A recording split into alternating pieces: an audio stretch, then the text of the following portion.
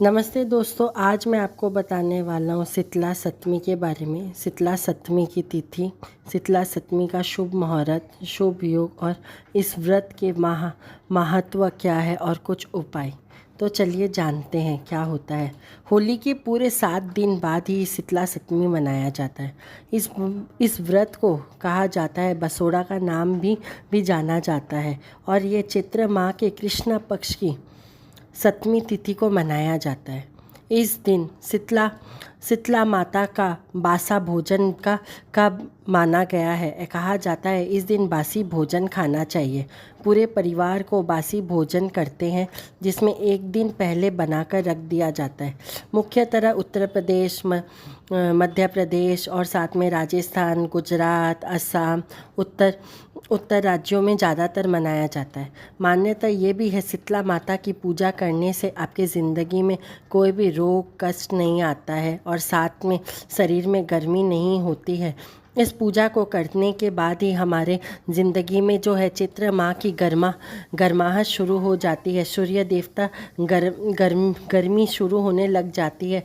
इसलिए देखिए हमारे जीवन में कितने अच्छे ऋतु के अनुसार माता का पूजा किया जाता है। शीतला पूजा का व्रत ये चैत्र माह की कृष्णा पक्ष की सप्तमी तिथि को रखा जाएगा और इस साल 21 मार्च को रात को 2:45 से शुरू होगी, जो 22 मार्च को सुबह 4:23 तक रहेगी। तो व्रत जो है वो 21 मार्च को शुक्रवार को ही रखा जाएगा। मान्यता ये भी है कि 21 मार्च को सुबह 6:24 से लेकर शाम को 6:33 तक ही सप्तमी का शुभ समय है। इस मुहूर्त में शीतला सप्तमी का शुभ मुहूर्त में जो है आपको मिलेगी। शीतला अष्टमी भी मनाई जाती है, पर हमें चैत्र माह की कृष्णा पक्ष की अष्टमी तिथि 22 मार्च को सुबह 7:30 से शुरू होगी, जो 23 मार्च को 5:23 को समाप्ति हो जाएगी।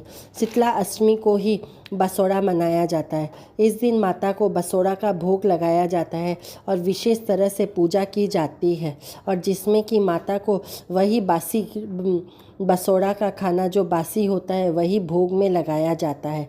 कहा जाता है कि इस बासी भोग को खाने से माता अति प्रसन्न होती है। शीतला माता की पूजा से ही व्यक्ति के शरीर में ठंडास बनी रहती है।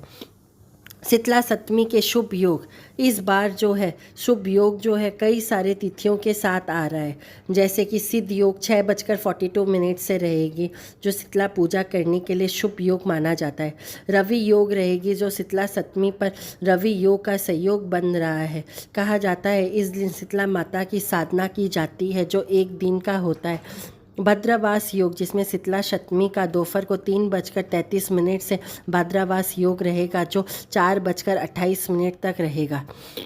मान्यता ये भी है इस पूजन को करने से धन वृद्धि, सौभाग्य वृद्धि तो होती ही है, साथ में आयु की वृद्धि होती है।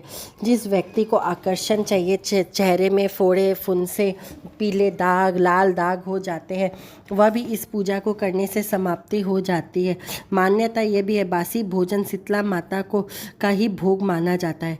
कहा जाता है माता काफ़ी सालों तक तप का नाश करने लगी और उसके बाद व्यक्ति के मन में जो है रोग है सबको अपने पास रखती है, ताकि आपको कोई भी रोग ना हो, जैसे कि फोड़े फुंसी, डायरिया और साथ में चर्म रोग हो गए और साथ में गर्मी की, खून की बीमारी, ये सब शीतला माता नाराज़ हो जाने से होती है। इवन आपको बहुत ज़्यादा ज्वर भी लगे तो वह भी शीतला माता नाराज़ होने से हो जाती है।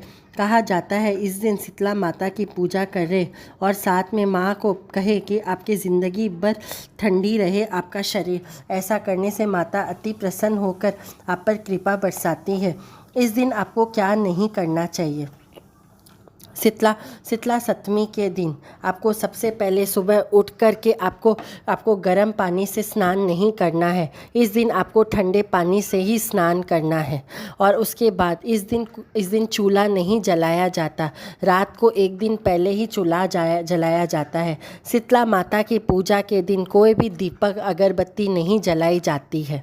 शीतला माता अति प्रसन्न है। ये शीतल की देवी है। कहा जाता है इस दिन कोई भी दीपक और जलाए तो माता रुष्ट हो जाती है। इस दिन ठंडे पानी का माँ को सबसे ज़्यादा भोग लगाया जाता है। इसके दिन आपको महिलाओं को एक दिन पहले ही हाथों में मेहंदी लगाई ले लेनी चाहिए।